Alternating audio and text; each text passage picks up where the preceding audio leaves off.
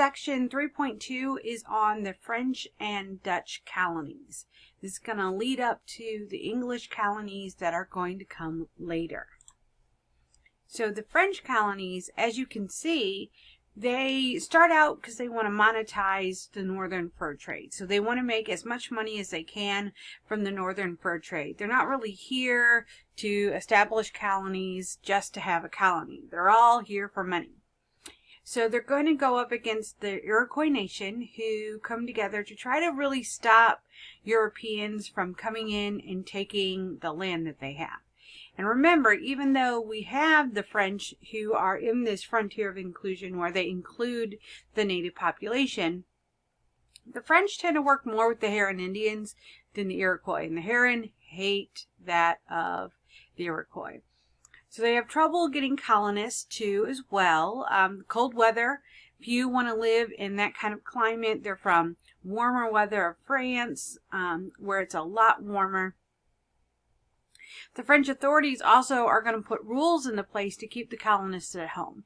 They really don't want colonists to travel westward into the new colonies. They want them to stay in France, earn money, pay taxes there.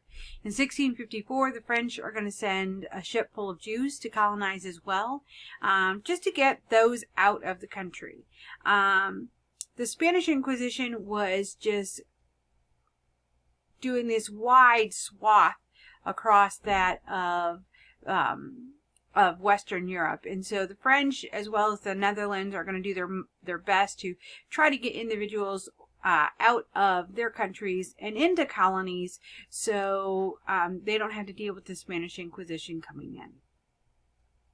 So what are some of the colonies that are going to come about? So for the French colonies, in 1605, Champlain is going to found Port Royal. In 1609, he will set up Quebec. In 1627, only Catholics would then be allowed into New France, this new area along the St. Lawrence River there. And in 1663, they're going to convert the entire area to a royal charter. Immigrants between the 1600s and 1700s, only about 40,000 immigrants are going to come in through this area to set themselves up. By 1750, we still only have 70,000. So right up against that of the American Revolution, there are not that many French in North America. In 1682, Rene Robert Cavelier LaSalle, he's going to claim Louisiana, the area of Louisiana. And in 1699, the colonists begin to arrive. And then 1718, New Orleans will be established.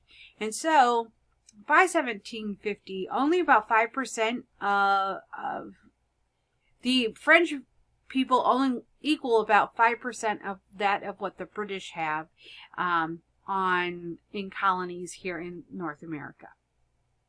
So that's the French. The next group we're going to talk about is the Dutch themselves. And so in Amsterdam, New York, New Jersey, that's where the Dutch are. So New Amsterdam. Amsterdam becomes New York. And you can see in this map here where those areas were. It's the area between the Chesapeake Bay and New England. They took in all kinds of refugees, persecution by the Spanish Inquisition, because the Dutch were okay with individuals being in Netherlands. As long as you paid your taxes, you didn't cause any problems, then you could stay in the Netherlands. But their population is growing so big, they have this huge influx of refugees that these two individuals on your right are going to think of a situation where they can get those people out. So William of Orange and his son, William the Silent, they're both the rulers of the Netherlands. And William the Silent comes up with an idea of, if we pay for foreigners who've been in the Netherlands for a while, we pay for their free passage to the New World. We'll just take them, drop them off, then come back home. And so roughly about 1,000 individuals are going to get to the New World for free, just because they lived in the Netherlands peacefully for a while. And so it's something that they really came up with. And so you have these new settlements now, and they're getting influxes of individuals that are being brought to the New World and dropped off. So what are those settlements? Those settlements, Amsterdam.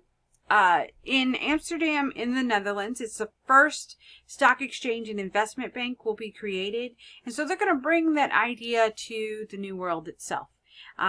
They came to establish a small commercial outpost. New Amsterdam went to the Dutch, the area of Delaware, that went to the Swedish. In 1610, Fort Orange is going to be established. You can see right here, this is the tip of New York, New Amsterdam. The island of Manhattan is where Fort Orange will be established. And so this is where our first kind of multicultural community is set up. And they allow anyone here. And the Dutch, when they're bringing people to the New World to establish, they're dropping them off in at Fort Orange, Fort Amsterdam, right here on Manhattan.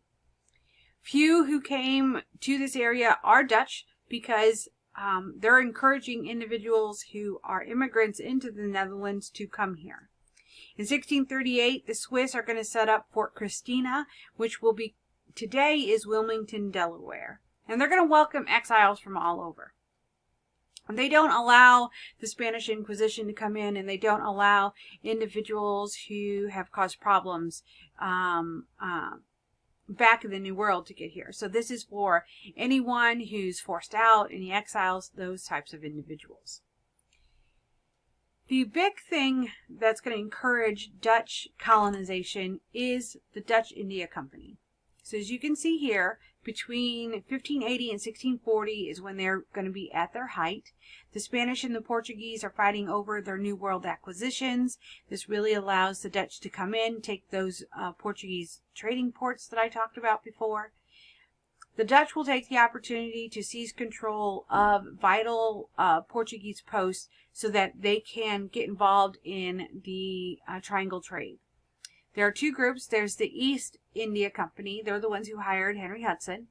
The trade company with goods from India and China. The Dutch West India Company. They're going to be formed once the New World proved profitable in 1621.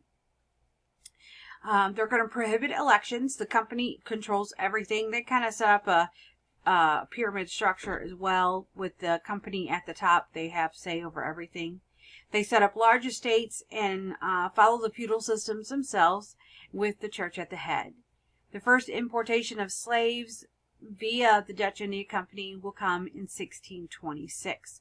So the Dutch are doing really well, and the French are doing well. So our next look is, we're going to look at some English colonies that started, and the first one will be Jamestown.